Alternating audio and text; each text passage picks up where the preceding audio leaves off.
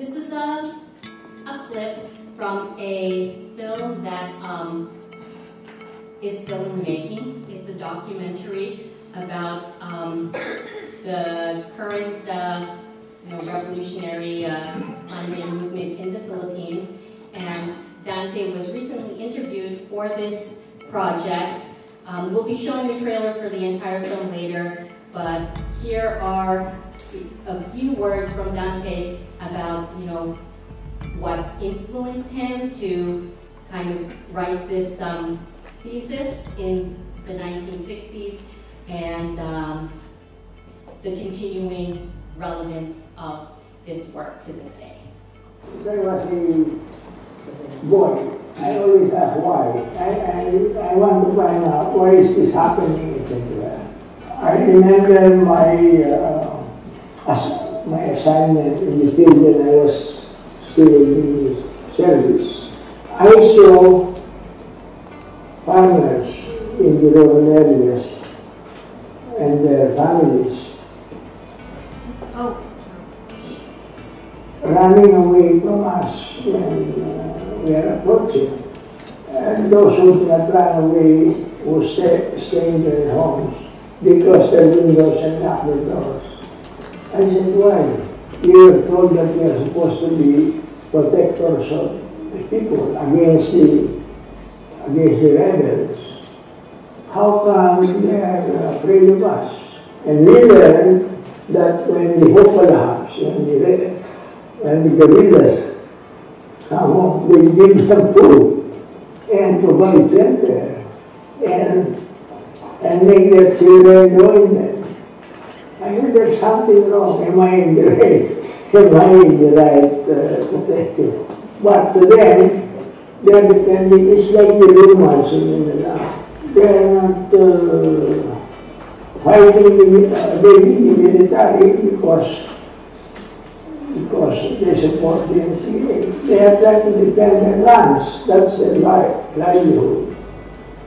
They are trying to defend their schools, which are being bombed and burned by the military. So that's why the guerrillas will never be defeated, because how can they defeat this movement when they are not addressing the road? It will always be the grass will go again. That's my prediction. I'd like to call up Margaret Dominado of Camalayan, who is going to be reading our first review from Professor Emeritus Ben Kervlet. And Professor Ben Kervlet is one of the individuals who actually suggested Dante's master's thesis be published into this work, and he even promised that if it was published, he would write the intro. And that's what we're hearing right now.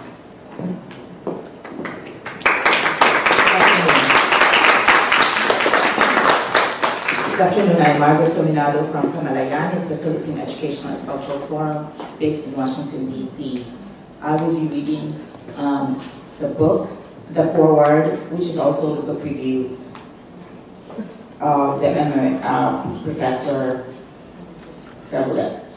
The book examines major aspects of groups and organizations in the Philippines during the first half of the 20th century that sought to improve living conditions of workers and peasants. It emphasizes the emergence and the convergence of the Socialist Party and the Communist Party in the 1920s to the 1950s.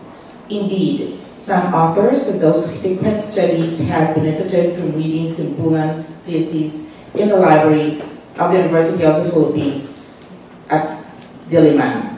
Still, even though decades have passed since 1960 and other studies have been done on the subject, this publication is a valuable contribution to scholarship. One reason is that, now, Simbulan's study will be much more widely available to general readers and scholars alike. Being one of the first analyses of the Philippine socialist movement and related topics, it helps us to appreciate the strengths and weaknesses of how those matters were initially researched and analyzed. Second, and the reason I want to stress, is Simbulan's position and background. When doing research for and then writing this study, Simbulan was an officer in the armed forces of the Philippines who had graduated from the Philippine Military Academy class of 1952.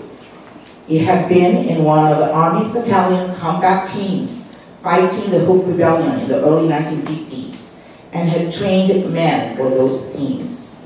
Prior to starting graduate school at UP, he had questions about prevailing assessments and studies in the military about agrarian unrest and rebellion. From the research he did for these theses, he learned that the cause of rebellion was so different from what we were told in the military. To convey common views in the military at the time of Simbulan's research, I want to synthesize here the arguments of three officers, more senior than Simbulan. Their arguments were about the causes of rebellion in the Philippines, particularly the Hoop movement in the 1940s to the 1950s. Alverico S. Baclagan was a retired colonel. At the time he wrote lessons from the Hoop campaign in the Philippines in 1956. Jose M. Crizol was a BMA graduate who made a career of military service, rising to the Brigadier General, and published The Red Lie in 1954. He was an undersecretary in the Philippines Department of National Defense. Another one is Napoleon D. Valeriano, Philippine government expert on counter-insurgency and a retired colonel in the Philippine Army. And he and an American military officer published Counter-Guerrilla Operations, the Philippine Experience in 1962. To all three of these military men, the primary causes of rebellion are the rebels themselves. According to Valeriano, Hoop rebels were gullible people who succumbed to the communist propaganda. For Baclagan, rebels in the Philippines are communists and victims of communist propaganda and coercion. Crisol writes that rebels are people with neurotic personalities who are vulnerable to communism. One type of hysteric personality is most applicable to the Filipino communists, he said. Potential communists, instead of meeting challenges, becomes hysterical and tosses the responsibility to an inhuman thing called party, hoping to find refuge, a movement of organized violence. None of these military officers pay much attention to social, economic, and political conditions that might help to explain unrest and rebellion. Rizal mentions peasants who joined the Hoop movement in the hopes of avenging themselves one day against some landlords. Baclagan notes, without elaboration, that communism cannot thrive in an atmosphere of general contentment or prosperity, where the government is responsive to the interests and welfare of the masses. What these three military men largely ignore is what military officer Simbulan explores and elaborates. He depicts some of the discontent many rural and urban Filipinos had, hardships they endured, and patterns of governance that were unresponsive to their concerns.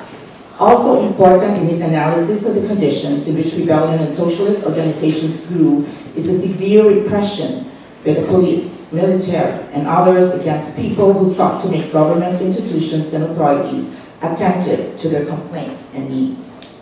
Simbulan, too, examines the backgrounds and motivations of several individuals active in the socialist movement. But, unlike the other three military authors discussed above, he contextualizes these people and their behavior in the social, economic, and political environment of the Philippines. It is a pity this book was not published in the early 1960s to offset some of the influence that other three publications had during that era. But better late than never. With Simbulan's book, people will know that not all military officers taught, reasoned, and argued alike.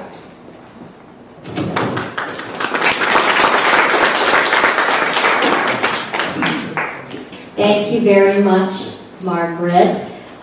Next, I'd like to invite up Reverend Marma Urbano, never call her Rev, to read the review of Professor Elmo Ordonez, who's a retired professor of English and Comparative Literature at the University of the Philippines.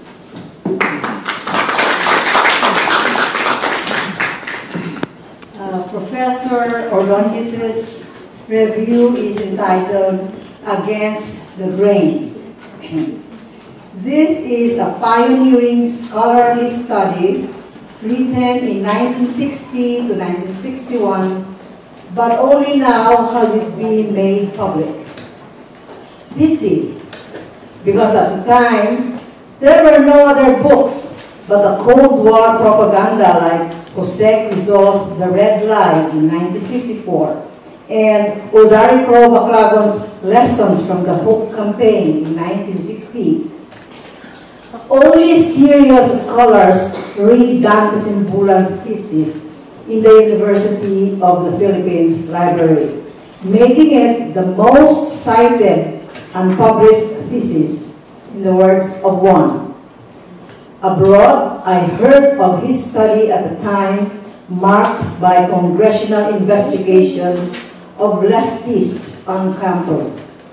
Upon my return in 1963, friends again alluded to the study and its author. In time, Colonel Simbulan would resign from the Philippine Military Academy and become a nationalist professor. By then, he had written for an Australian university a PhD dissertation on the Filipino ruling elites, another groundbreaking study published recently. Professor Simbulan's monumental works, including On Whose Side Are You On? Memoirs of a PMA-er, or Philippine Military Academy person, are now available to the public, particularly to those who appreciate the historic antecedents, the socio-economic context, and the raison d'etre for the continuing struggle for social change.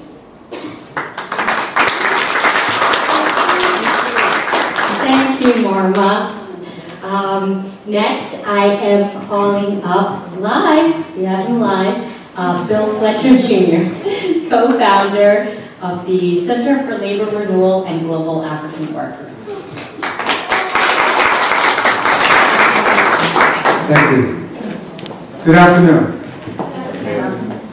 It's an honor to be here, and I wanted to just say that when I agreed to do this, I never asked how much time I would have to speak, and so yesterday I sent a note to Margaret, and she said that I had 3 minutes, and I said, 3 minutes? I can't even tell a joke in 3 minutes. So she gave me a little bit of more time, so I'll do my best.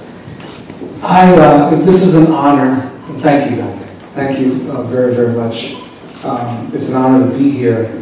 I had some notes prepared, and this afternoon I changed my mind.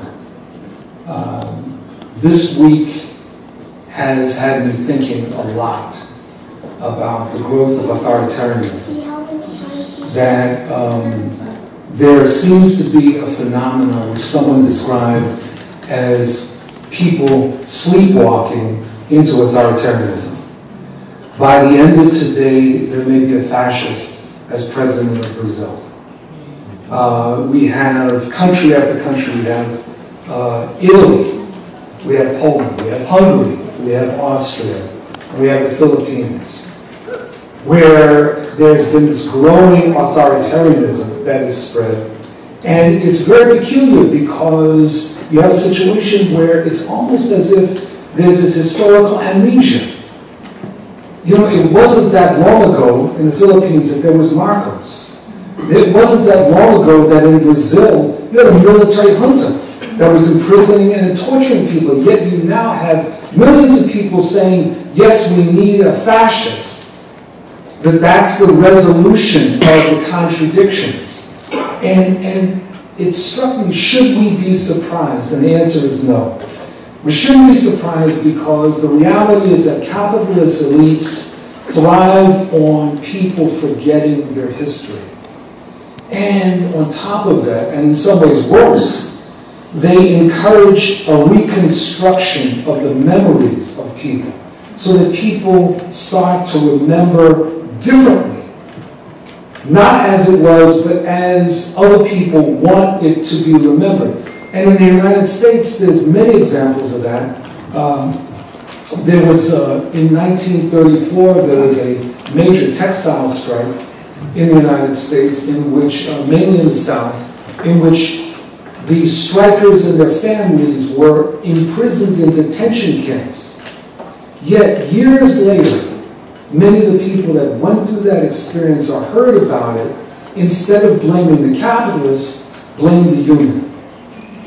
People's memories had been reconstructed in a way that served the interests of the elite. And I think it was for that reason that I found this book so important.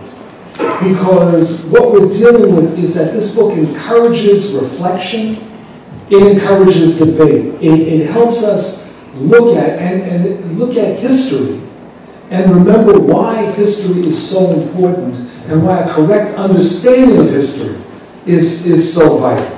And that it's not just about telling stories, it's about understanding contradictions, it's about understanding social movements, it's about understanding that things don't move in a linear direction, that they move in a number of different directions. And this book really helped to bring this out, and I thought that that was remarkable. It also reminds us of the importance of the socialist narrative, that they're right now in a world that's dominated by neoliberal globalization and increasing authoritarianism. People are looking desperately for various answers, and they frequently turn to demagogues, whether it's Duterte or any number of other demagogues around the world, including here in the United States with Trump, who are providing quick answers, irrational answers, passionate answers, but answers nevertheless to the dilemma that people are facing. And it's in this moment that understanding the importance of the socialist narrative, that there is actually a rational way out of this crisis. There is a pro-people way out of this crisis. There's a way that could actually save humanity so we leave the 21st century civilized as opposed to leaving the 21st century in caves and carrying clubs. Right? That there is the importance of that narrative, and that was one of the currents that runs through the book that made the book, in my opinion, so important, so timely, and I'm hoping that it is used very broadly, and not in the Philippines, not just in the Philippines, because I think here in the United States, that many of us could learn much more from your movement than we acknowledge. And I want to again thank you very much for asking me to speak.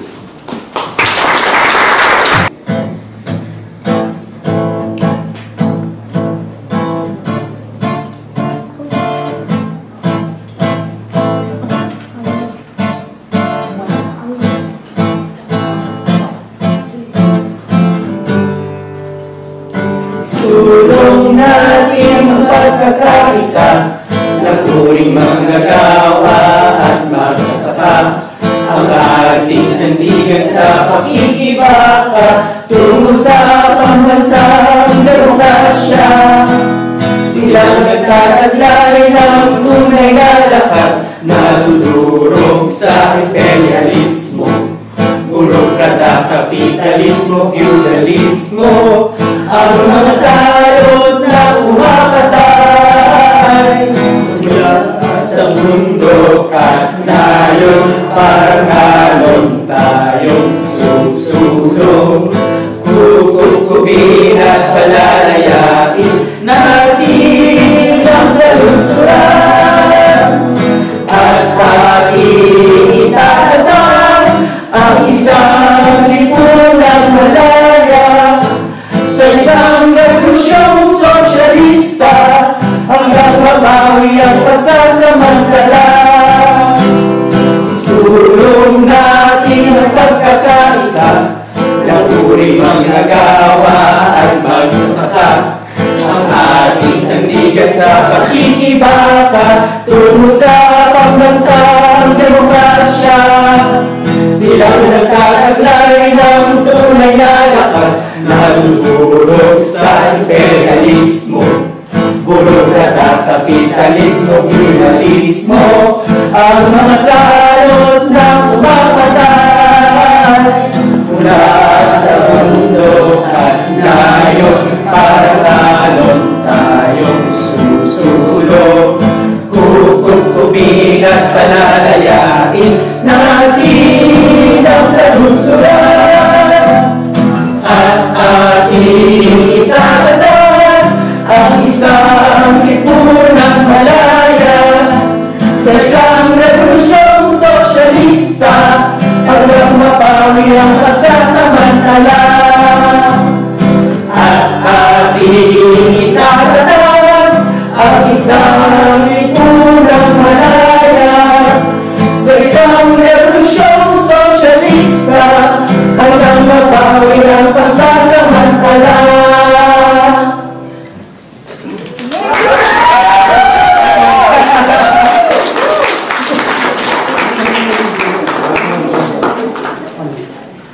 Next song. Kapitalismo, ibansa! Feudalismo, Ibansa! Si Duterte mismo, babansa! Si Duterte mismo, babansa! Si Duterte mismo, babansa!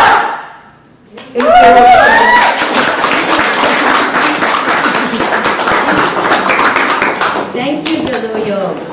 I'd like to call up Joseph Kalugay from the International Coalition for Human Rights in the Philippines, who will be reading the review of Jose Maria Sison, who was the founding chairperson of the Communist Party of the Philippines, reestablished in 1968, and the chief political consultant of the National Democratic Front of the Philippines.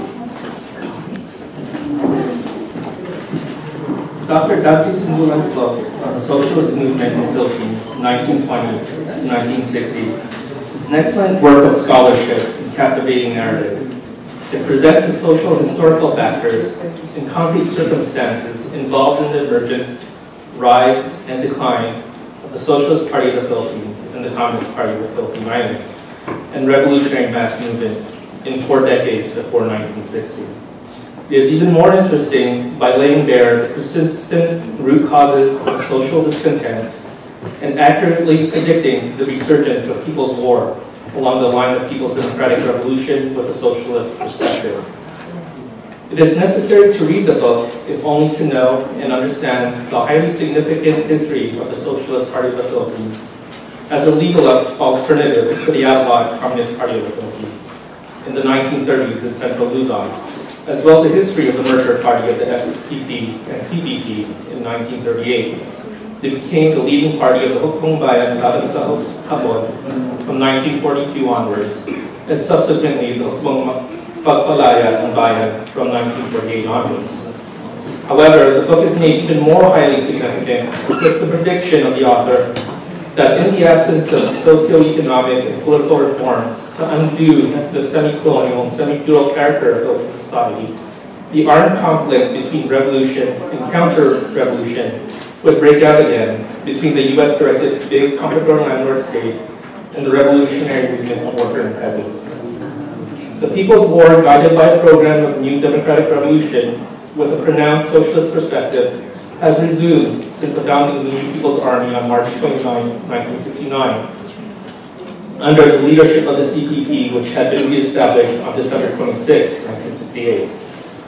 The armed revolution has gone nationwide and become deeply rooted among the masses of nearly 50 years. It has built guerrilla fronts, mass organizations of various classes and sectors, local organs of political power, and then alliances in 71 of the 81 Philippine provinces.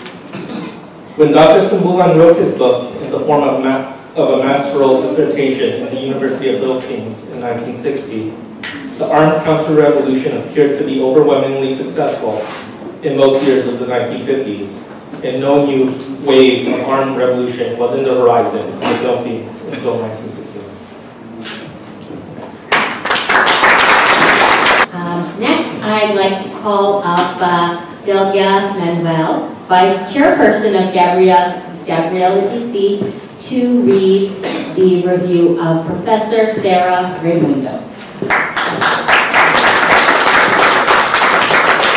So Professor Raimundo is an activist and organizer for the Alliance of Concerned Teachers, or ACT, and also with the International League of People's Struggles.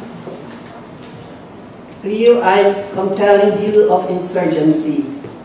Simbulan's historically informed and engaging account of the socialist movement in the Philippines from 1920 to 1960 provides a clear-eyed view of the beginnings of insurgency in the country.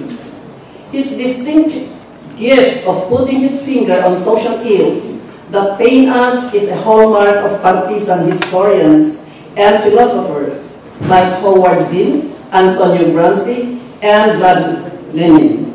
While this book marks the period between 1920 and 1960, Simbulan's uncompromising anti-imperialist stance and commitment to highlight the stakes of Filipino peasants and workers in the revolutionary movement makes it a compelling role for anyone interested in the role of leftist politics in the rising threat of fascism worldwide and the urgency of reinforcing a broad international united front of anti-war and anti-imperialist activists. Thank you for that, Tita Delia. And our last book review is going to be from Professor Francisco Nemenzo Jr., who is the former president of the University of the Philippines, and it will be read by Jeremiah David of Migrante, DC. Thank you, Kat. So the title of the review is An Important Contribution. This book is an important contribution to the sparse literature on revolutionary politics in the Philippines. What makes it more interesting is the author's background as a military officer who, at the peak of the McCarthyite hysteria, wrote honestly about the enemy, refuting the horror stories drilled to the heads of Filipino soldiers. The review is by Francisco Nemenzo, former president of the University of the Philippines. Thank you. Next, we're going to be hearing a song performed by the grandchildren and the great-grandchildren of Dante. Grace Washington, Myra Simbulan, Marissa Simbulan, Daniela Polanco, Henry Evans, Charlotte Evans, Alexa Polanco, Jazane Umlas, and Julian Umlas. We can create change. We can make the world a better place, where all people are treated with respect and compassion, regardless of what they look like, what they believe, or who they love.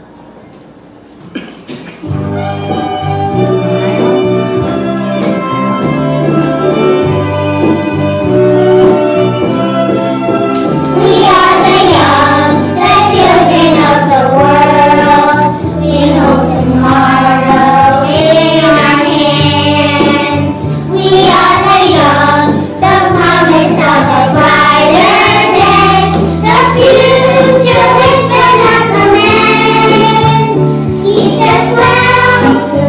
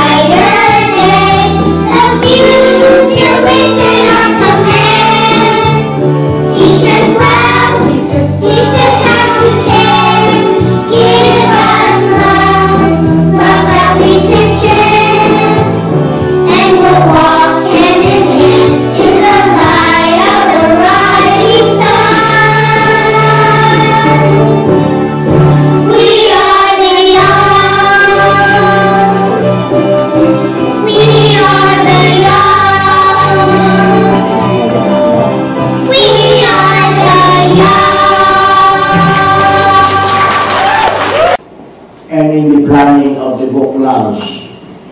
Special thanks to my wife, Marx Simbulan, for organizing the grandchildren in the performance of the beautiful song, We Are the Young, and for her help in planning the program.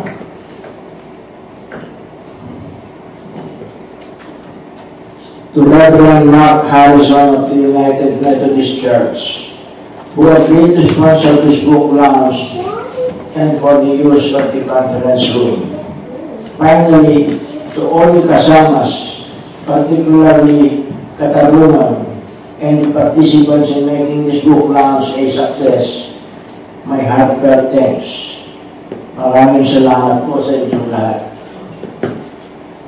Let me say a few words about the book. I wrote this book when I was still a young officer of the Armed Forces of the Philippines.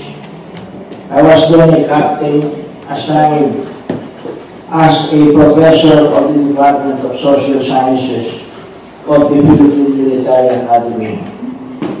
The book was based on my Master of Arts thesis, which I submitted to the Philippine Graduate School in 1960. I ended the thesis with the words, "The grass has been cut, but as long as the roots remain, the grass may grow again." In the book, I changed the word "may" into the more definitive "will." The grass will grow again. My superiors in the military at that time were wondering why my arguments in the thesis seemed to favor the, quote, enemy we were supposed to fight. I argued that what we call the enemy were really the peasants who were oppressed and exploited by their cruel landlords. The assemblers and their private armies, the so-called civilian guards, which were organized, trained, and armed by the military to fight the Hope guerrillas. My arguments in the book were based on my first-hand experience in the field. I was then a young officer of the Armed Forces of the Philippines, assigned to the 22nd Battalion Combat Team, or BCT, operating in the vast Candaba swamps of Central Luzon and in the mountains of Sierra Madre and Zambales. We were then engaged in military operations against the Hukbong Mapagpalayo ng Bayan, or People's Liberation Army, a guerrilla army composed mostly of peasants and poor people. We were taught during our training at the Philippine Military Academy, as well as in the military schools we attended after graduation, that we were the, quote, protector of the people. But I soon found out in the field that it was not the people we were protecting, but the landlord's properties that we protected. The peasants in the barrio were running away as soon as we approached. They were afraid of us. I also found out that when the Hope guerrillas approached, they were welcomed in their homes, given food, and even encouraged their sons and daughters to join the guerrillas. This made me realize that I was on the wrong side in the struggle between the marginalized poor and the wealthy that comprised the ruling elite, that the problem of rebellion of the landless peasantry could not be solved by military means, that the uncaring government and the reactionary military are in many ways the recruiter of the peasant guerrillas, that the problem could be solved by addressing the demand for land of poor peasants and the eradication of the oppression and exploitation that the marginalized peasantry are subjected to. I compare the armed forces to lawn mowers employed to eradicate the unwanted grass, but when the rains come, as long as the roots remain, the grass will grow again. The main goal of the book is to encourage reform in the armed forces of the Philippines and the Philippine National Police towards serving our people and not the few wealthy families that comprise the ruling elite. That they will genuinely serve our people, especially the poor and the marginalized.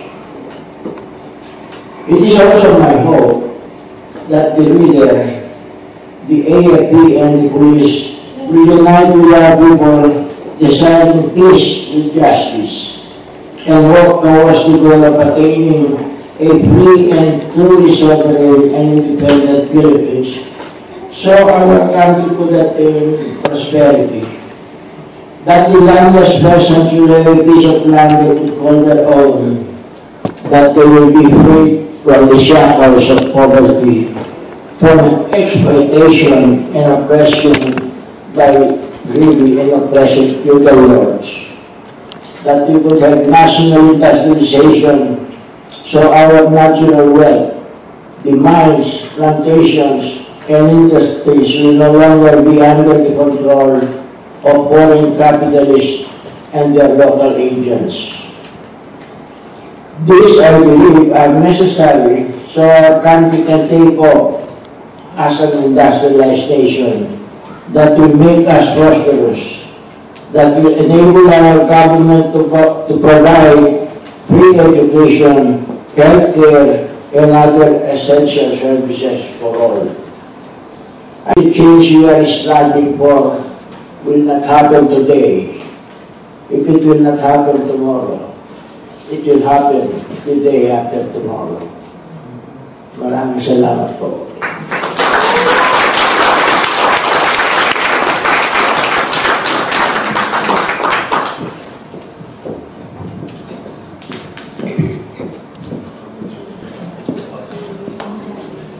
Okay, so the floor is open for questions.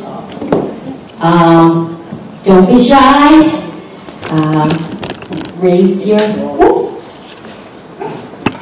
I'll take questions now. How much has the book changed from between when it was a thesis to now? How much is the Or changed from the time you wrote the book to now, the current situation? There was very little change because we have not changed the ruling elites. They were the same old, wealthy people. They are in control of the government. Even if we have elections, which they say are democratic, they are not really democratic because the wealthy people buy votes or they cheat, they change the results. So the only hope of the poor people is there is a provision that we can have what we call party lists, where poor people can run for election. But these are not national, these are only sectoral aspects. For example, labor groups like the KMU, they have the party list, or the peasants have a party list group. So, but even these party lists, party lists are infiltrated by the wealthy. They have their own candidates. So, it's very little change that is happening. That is why the disgruntled people like farmers and workers, they resort to non-legislative action, like marching in the streets. They call them the parliamentarian of the states rather than the parliamentarian people. And I am not very optimistic about the future, unless, as I said in my talk, the people will unite, and even there are segments in the military. I am trying to work with military groups because I am still a member of the Military Academy Association to try to enlighten them and withdraw their support from this very, this very cruel government of Mr. Duterte. Mr. Duterte is,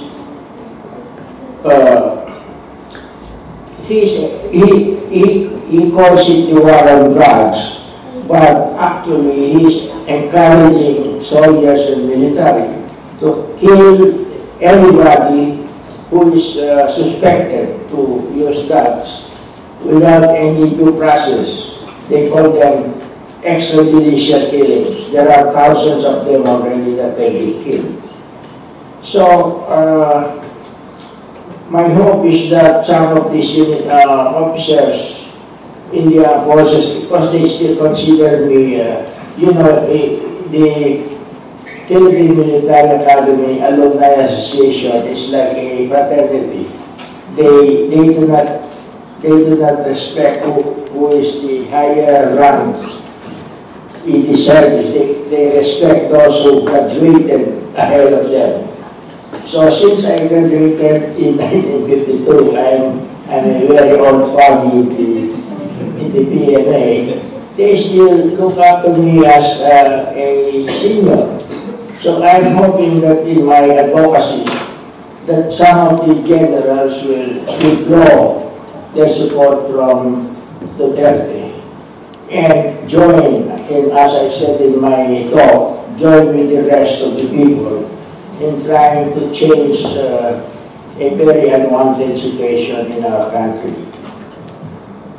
Hi, I attended the International People's Tribunal in Brussels, Belgium, and there was many testifiers who talked about Duterte's people killing their family just because they're activists, just because they're speaking out.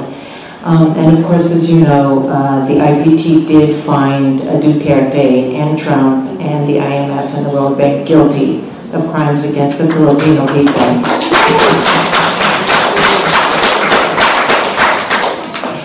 Do you think that this will affect Duterte's popularity in any way? And how is the best way to use that with media to affect the outcome and lessen his popularity and get him out of office?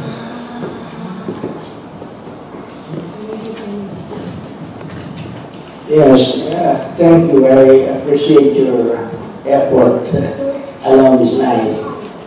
Yes, Duterte is very much afraid that when he is no longer president, the International People's Tribunal and particularly the International Criminal Court will run after him.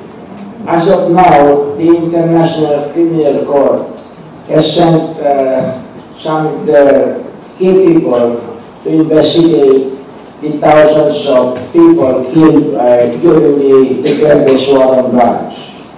And then there is also the International People's Tribunal, which recently convened and found him guilty, right?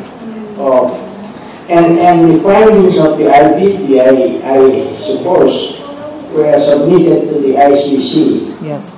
And the International Criminal Court will take this official submission. Not only that, the United Nations Human Rights Commission also entered the picture. So Duterte is becoming desperate what to do. And our fear is that because of this, he will try to change the constitution to prolong himself so he could not be made accountable.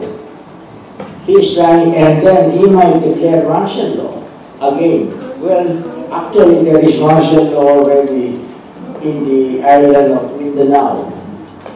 And a compliant Congress, because he has packed Congress with its people, will approve the extension of martial law not only in Mindanao, but also in the Philippines, in the Visayas and in Luzon. And if this happens, he could really prolong himself to be the president of the Philippines. But as the saying goes, there is never a forever. He will not be president forever. At some time, and he's already of an advanced age also. And people believe, and I think he admitted that he has some serious ailment. And if he's out, so long as he has life, he could be tried by the International Criminal Court.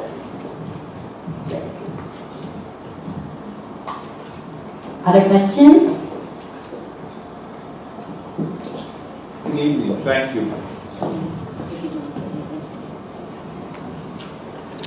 For those of us that are activists in the anti-imperialist movement here in the United States, how can we best connect the linkages against imperialism with what is going on in the Philippines?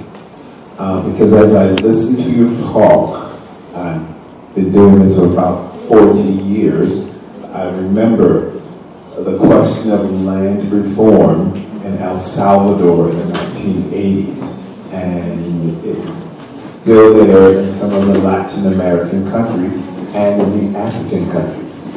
And I'm thinking, how can we present the role of U.S. imperialism with their backing of the Duterte government, just as they did with the backing of the Marcos government? Thank you. Thank you for your question. Yes, we appreciate, we have people in the United States who are supportive of the struggle in the Philippines. And they are doing a remarkable job of connecting, of trying to expand the solidarity with people here in the United States.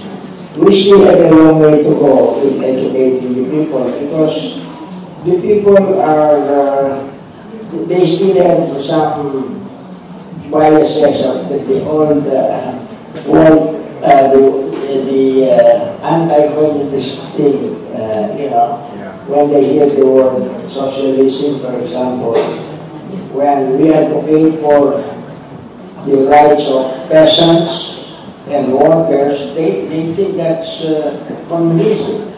But they do not understand what's the meaning of communism or socialism. They think it's, you know, they still adhere to the definition of the Cold War, that this is an evil movement. But if they study what we are, as you saw in the program, the symbol of communism, for example, the sickle, that's the symbol of the peasants. And the hammer, that's the symbol of workers. But when they see those, they say, this is a bad movement. So I think our task is to educate more people that, you know, they have nothing to fear. What we are fighting for is good for everybody, rich and poor alike.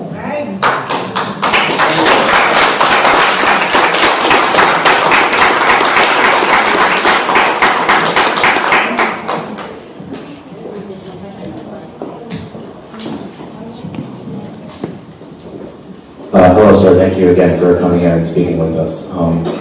I was born here, Filipino American, and I personally was in the United States Army for 5 years. I retired as a captain, and I try to talk to other young Filipino Americans about why they shouldn't, do it, why they should not, be a part of, the imperialist war machine, right?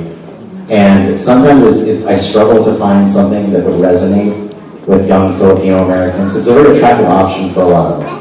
They let their parents encourage them to go because they can't afford to go to college, and you know, it's part of the whole, like, you know, we're trying to assimilate and live up to the American dream by doing X, Y, and Z. So I just, like, if you were, like, in the position to talk to a young, like, 17-year-old Filipino American person, and you had to explain to them why this is a bad decision and why you shouldn't do it, like, what would your words be for a young person?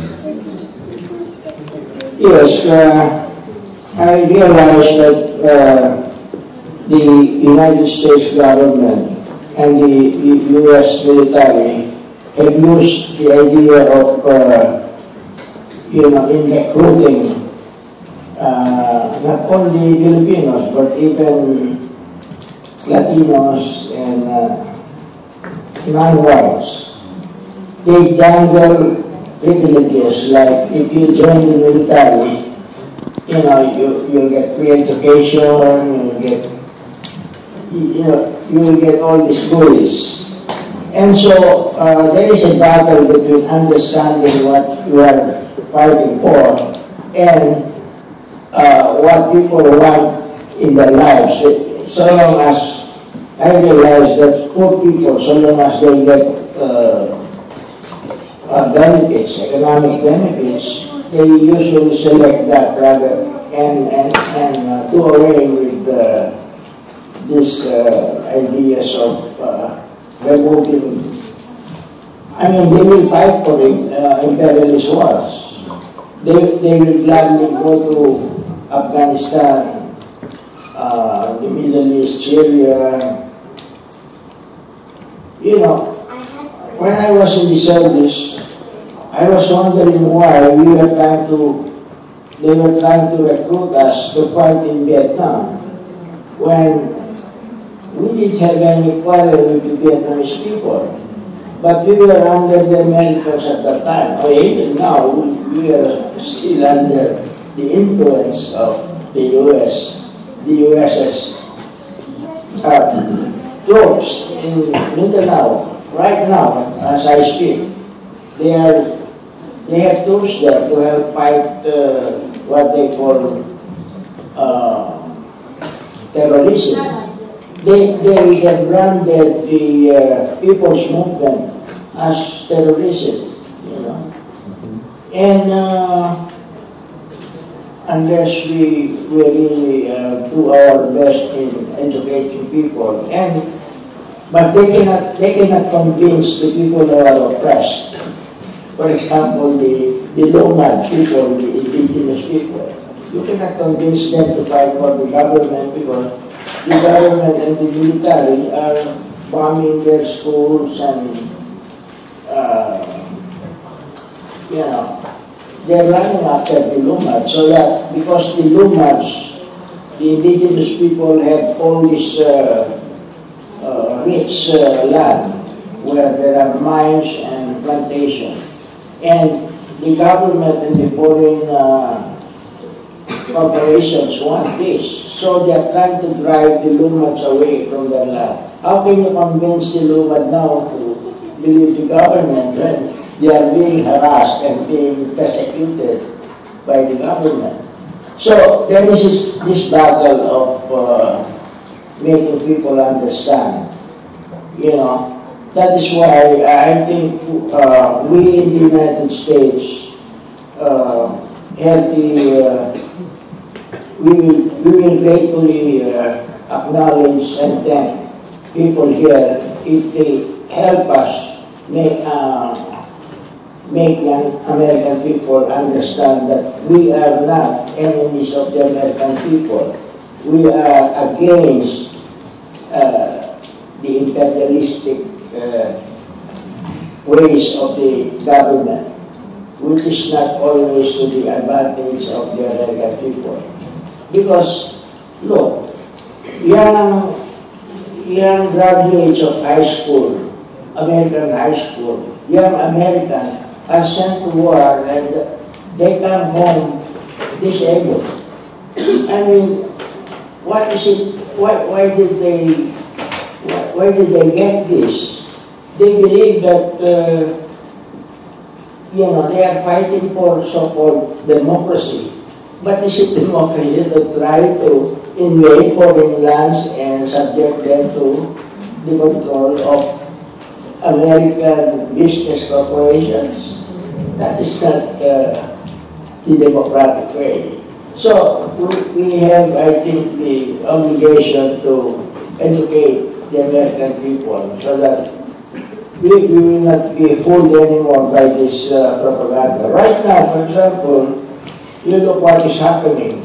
A Filipino-American in Florida started sending bombs to prominent Democrats. Why? What is the quarrel of this guy? You know, this guy is the son of the father. The father of this guy is a retired colonel who migrated to the U.S. in 1970. He married I think, an Italian-American. That's why he looks like Caucasian. But he's really Filipino, half Filipino. You know, why will this guy do what he's doing? He has been brainwashed that by Mr. Trump himself, by what Mr. Trump says. He's a great, you know, he has Trump in his van, the picture of Trump in his van. So he believes in Trump, but, you know, because Trump is telling lies to American people. And this guy believes in those lies. So he supports Trump. And then not only that, recently, only a few days ago, somebody started bombing synagogues, where is it, in Pittsburgh, Pennsylvania. Why are these people doing this? My suspicion is the guy who did this is not only a right-wing guy who is against Jews, but he might also believe, or he might also know that the Jews, the Israelis, are persecuting people in Palestine.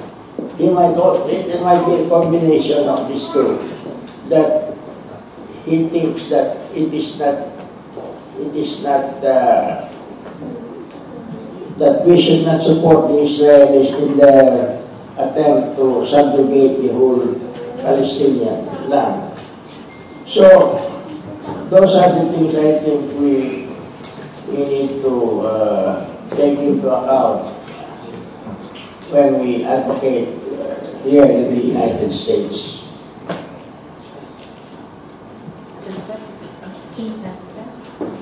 Question.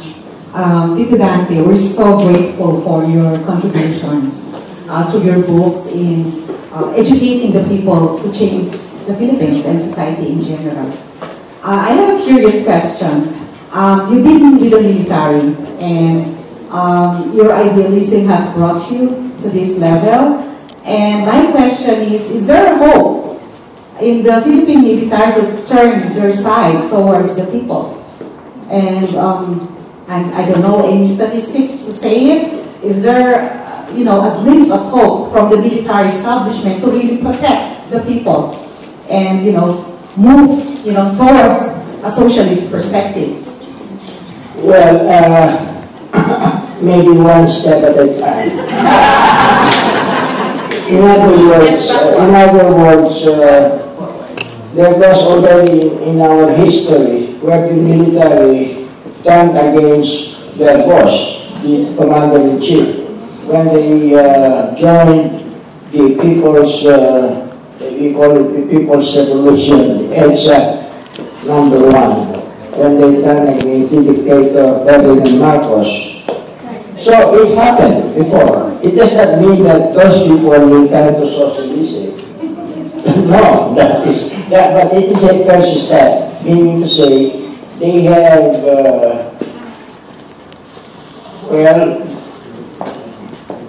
they have removed themselves from being warriors of the status quo, but warriors for change, which is promoting a cruel dictatorship. Now, we are having a repeat of the Marcos dictatorship in the version of Duterte. Actually, Duterte himself has already announced that publicly that he idolizes Marcos. In fact, contrary to what the people like, he agreed to have Marcos remains be interred in the libingan ng mga bayani. In other words, it becomes the libingan ng mga bayani is the graveyard of heroes. Imagine Marcos becoming suddenly a hero when he was responsible for killing thousands of people, for the arrest also of tens of thousands, and the torture of prisoners. I was one of the victims of Marcos because I was still in the military when I was criticizing the dictatorship. And when Marcos declared martial law, I became one of those targeted for arrest. And I was arrested by people who were my students in the military academy, not knowing, I mean, they were brainwashed that I was an enemy of the state. What they call enemy of the state is anybody who criticizes Marcos is an enemy of the state. And I was one of those. So they kept me in jail for military jails for 3.5 years without charging me with anything. I was asking them, why am I here? They said, they lied. They said, oh no, you are only our guests. I mean, what kind of guest is that? You are placed in solitary confinement for 3 months without receiving any visitors or having any reading materials. In other words, they were trying to force me to, instead of being a critic of Marcos, to support the dictatorship. That was their intention. But that was not only what they did to me and my family. They arrested 3 of my sons who were still in school because, you know, they wanted to put pressure on me. So, going back to your question, Susan, we are trying to reach the persistent. I believe that in due time, some of these generals might, when some of their relatives become victims of Duterte, they will say, enough is enough with supporting Rodrigo Duterte. If we attain that, I think that is the persistent. Now, later on, we can talk about, you know, what is good for the country. Is what we have now, the rule of the feudal lords and the capital is good for everybody? You know, we can raise that question even to the soldiers. And once they realize that, we are in for a big, major change.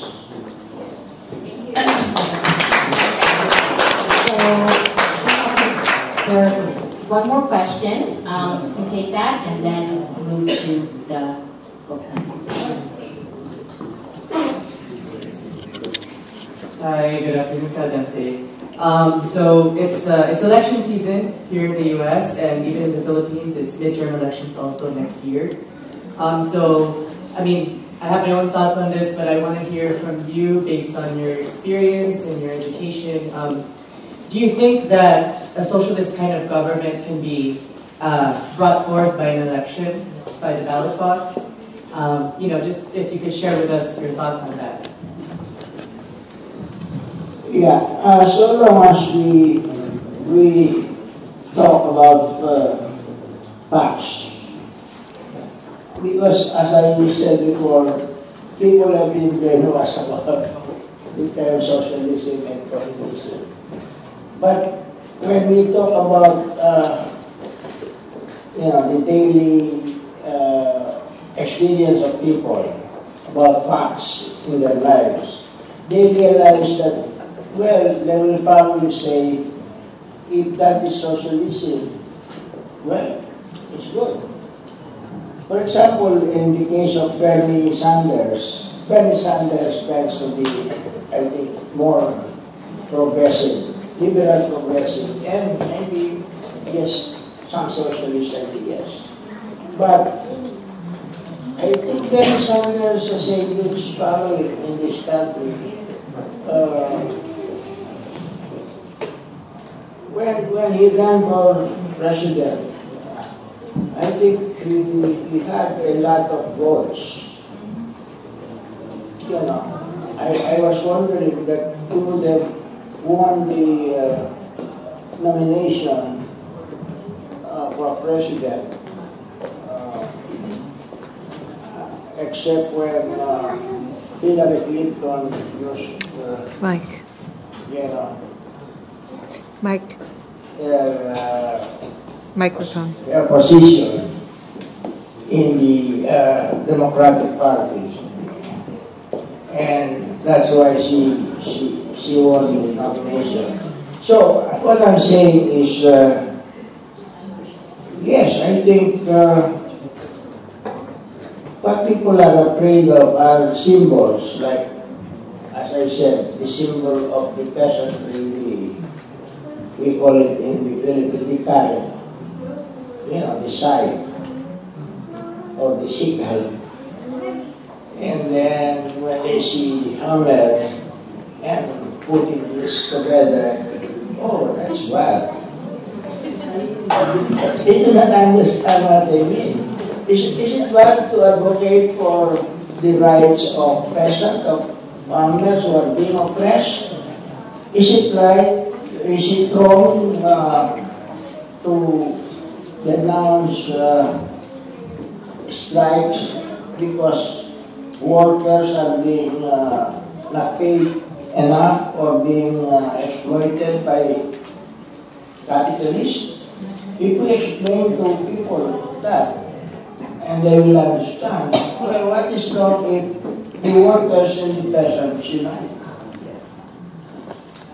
But you see, when they see the symbol of the hammer and the sickle unite, the thing that comes to their mind is Soviet Russia, during the Cold War. Because during the Cold War, they have been brainwashed to say that that is wrong. The communist revolution in Russia is wrong. But why is it wrong? They overthrew a cruel Tsarist regime. Is it better the rule of the Tsars, where Russia was a backward country under the rule of the Tsars, and then suddenly, when they were overthrown, suddenly Russia became very progressive. In fact, it became a competitor of the United States, who is the #1 power in the world.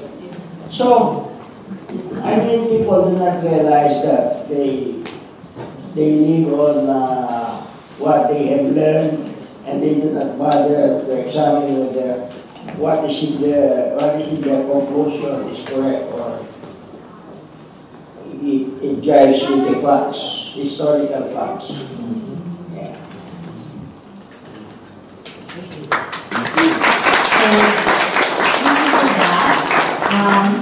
We're going to conclude the question and answer period at this time.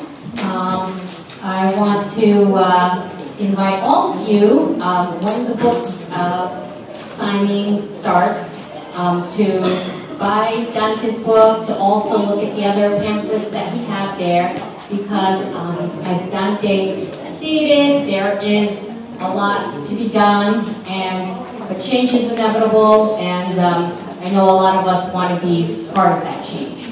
So we will have other events coming up that people can attend and can participate in to kind of take those words to heart. But before we go to the book signing, I'd just like to play the trailer for the Moving the Mountains documentary, which Dante will be a part of. This was a trailer made before they had Dante's footage, so it doesn't include his clip yet, but it really does, like the purpose of the film is really to shift the narrative, as we've been talking about today, and to hear from leaders of the present-day National Democratic movement about, you know, what motivated them. When I entered college, I was already dissatisfied with the Catholic explanation of why there are so many poor and few rich people in the Philippines. I couldn't accept the explanation. You know, the poor, they are poor because they are lazy. And yet, you know that they work so hard. At the end of the day, the father could only bring so much money to feed 1 meal a day. Then, of course, I didn't think, you know, they were poor because they're exploited and oppressed.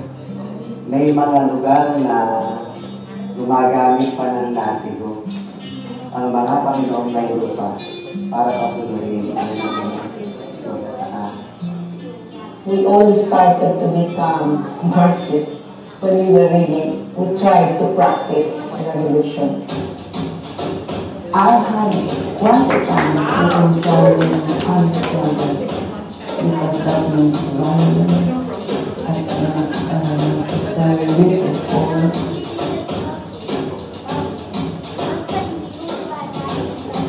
feel like live in fear, no? When you're always worried about threats. When the real threat comes, you'll be already done. I am encouraging people in government, military and police to be friendly with the revolutionary government of the Communist Party of the Philippines. The NPA is expected to stop collecting revolutionary taxes. Well, that is a function of the revolutionary movement and government in providing services to the people under their influence. The Communist Party of the Philippines, or CPP, denounces President Rodrigo Duterte's declaration of martial law and orders its armed wing, the New People's Army, to intensify its offensive in Mindanao. Then peace is not possible during our generation, and so on.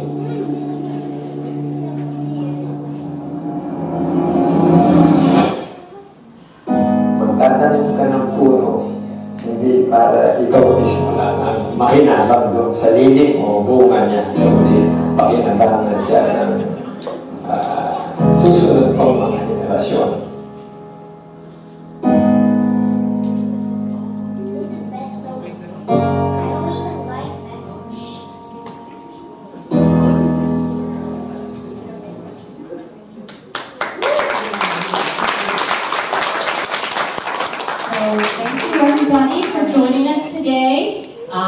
Join us for refreshments, look at buy the books, get Dante to sign them, and yeah, thank you so much for being here. Sulong Gabriela! Lumaban Makibaka! Lumaban Makibaka! Sulong Gabriela! Guro ng bayan! Ngayon ay lumalaban! Ngayon ay lumalaban! Ang guro ng bayan! Abante, babae! Palaban militante! Palaban militante! Abante, babae! Migrante ng bayan! Ngayon ay lumalaban! Ngayon ay lumalaban! Migrante ng bayan! Trabaho sa Pilipinas! Hindi sa labas! Hindi sa labas! Trabaho sa Pilipinas! Makibaka! Huwag matakot! Huwag matakot!